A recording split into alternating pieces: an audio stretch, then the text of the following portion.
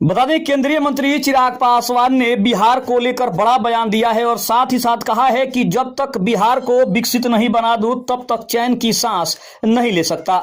नमस्कार, मैं हूं संजीव और आप देख रहे हैं आप तक न्यूज। अगर आप हमारे चैनल पर नए हैं तो चैनल को जरूर सब्सक्राइब कर लें। बता दें, केंद्रीय मंत्री चिराग पासवान ने साफ तौर पे कहा है कि जब तक बिहार के विकास के लिए कुछ न कर दूं तब तक चैन की सांस नहीं लूंगा। जब तक बिहार को विकसित न बना दूं तब तक चैन की सांस नहीं लूंगा। कहीं ना कहीं बिहार की राजनीति में ये जो बयान है जिसने पूरे बिहार राज्य में सियासी हलचल मचा दी है। लोक जनशक्ति पार्टी रामविलास के अध्यक्ष चिराग पासवान ने जनता से बड़ा वादा किया है। उन्होंने कहा है कि जब तक बिहार को विकसित राज्य न बना दूं मैं चैन की सांस नहीं लेने वाला। आखिर इस बयान का क्या मतलब है, बिहार के विकास का रोड मैप क्या हो सकता है और इसका राजनीतिक असर क्या पड़ेगा, आइए इस खबर को विस्तार से जानते हैं। बिहार की राजनीति में अक्सर वादों और नारों की गूंज सुनाई देती है, लेकिन इस बार चिराग पासवान का यह बयान सिर्फ एक वादा नहीं बल्कि एक संकल्प की तरह सामने आया है। उन्होंने कहा कि जब तक बिहार को विकसित राज्य न बना दूं मैं चैन की सांस नहीं लूंगा। दरअसल बिहार को आज भी पिछड़े राज्यों में गिना जाता है।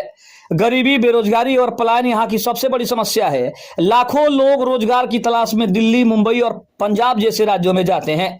शिक्षा और स्वास्थ्य भी बड़े सवालों के घेरे में है। ऐसे में चिराग पासवान का यह वादा युवाओं, किसानों और गरीब तबके को उम्मीद की नई किरण दे सकता है। दूसरी तरफ ने कहा कि जब तक इस वादे को पूरा न करूं चैन से बैठना तो दूर, चैन की सांस भी नहीं ले सकता हूं। तो आखिर बिहार को विकसित राज्य बनाने के लिए चिराग पासवान का एजेंडा क्या हो सकता है? जानकार मानते हैं कि इसके लिए 5 बड़े कदम उठाने होंगे, तभी जाकर बिहार का विकास संभव हो सकता है। अगर हम पहले कदम की बात करें तो सबसे पहला आता है शिक्षा सुधार, बेहतर स्कूल, कॉलेज और टेक्निकल इंस्टीट्यूट। दूसरे नंबर पे बात करें तो स्वास्थ्य सेवाएं जो है वो काफी महत्वपूर्ण है। हर जिले में आधुनिक अस्पताल और डॉक्टरों की उपलब्धता निश्चित करनी होगी, तब जाकर स्वास्थ्य सेवाएं सही हो सकती है। तीसरा काफी महत्वपूर्ण है जो कि रोजगार का सृजन है, यानी कि स्टार्टअप, उद्योग और निवेश को बिहार में बढ़ावा देना होगा, तभी जाकर बिहार से बेरोजगारी और पलायन खत्म हो सकता है। चौथे नंबर की बात करें तो कृषि में सुधार, किसानों की आय दोगुनी करने की योजना सरकार को बनानी होगी, तभी जाकर बिहार में किसानों की जो स्थिति है वो कहीं ना कहीं सुधर सकती है। इसके अलावा बात करें तो 5वां और सबसे आखिरी जो है वो है बुनियादी ढांचा, सड़क, बिजली और इंटरनेट की हर जगह सुविधा हो, खास करके ग्रामीण इलाकों में जहां के बच्चे पढ़ने में काफी आगे हैं लेकिन उसके बावजूद भी उनको मूल सुविधाएं हैं वो नहीं मिल पाती है, जिसकी वजह से आज के बच्चे इंटरनेट की दुनिया से अभी भी काफी दूर हैं। अगर इन मुद्दों पर काम होता है तो बिहार वास्तव में विकसित राज्यों की कतार में खड़ा हो सकता है। पासवान का यह बयान सिर्फ विकास का खाका नहीं बल्कि एक राजनीतिक संदेश भी दे रहा है और विशेषज्ञ मानते हैं कि यह कदम उन्हें युवाओं और नए वोटरों के बीच काफी लोकप्रिय बना सकता है। एनडीए में उनकी बार्गेनिंग पावर बढ़ सकती है। विपक्ष के खिलाफ यह सीधा एजेंडा तैयार करता है। हालांकि चुनौतियां भी कम नहीं है। बेरोजगारी, पलायन और संसाधनों की कमी बिहार की पुरानी समस्याएं हैं।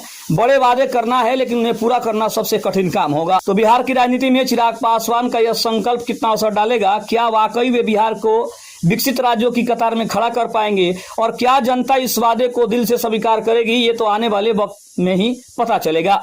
लेकिन फिलहाल इतना तय है कि बिहार की राजनीति अब एक बार फिर गर्मा गई है। अब देखते हैं कि आखिर इस पे चिराग पासवान के बयान का कितना असर होता है और क्या सचमुच में चिराग पासवान ये सब करना चाहते हैं। क्या सचमुच में चिराग पासवान को लगता है कि उनके इस वादे से जनता उनके साथ जुड़ाव महसूस करेगी?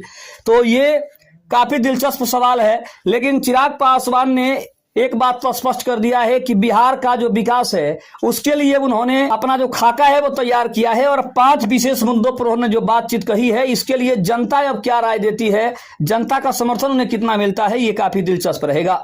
खबर कैसी लगी कमेंट में जरूर बताइएगा। तब तक के लिए धन्यवाद। जय हिंद, जय भारत।